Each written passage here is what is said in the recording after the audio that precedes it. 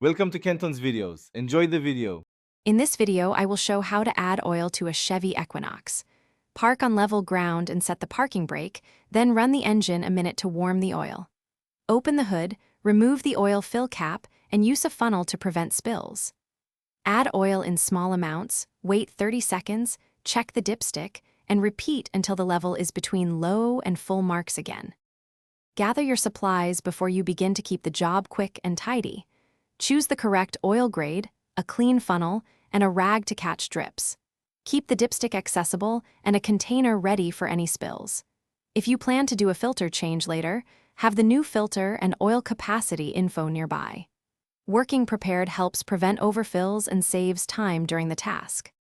If you're finding this helpful, please subscribe and like so I can make more easy car videos. Quick recommendation: those leak-proof meal prep containers make storing oily rags and small parts mess-free and travel-friendly, which is handy in the garage. Check the description for the link and other deals, grab one if it helps, and now let's get back to the video. With the funnel in place, pour oil slowly and pause after each pour to check the dipstick. Adding a little at a time prevents overfill and keeps the engine safe. When the dipstick reads between the low and full marks, stop adding oil.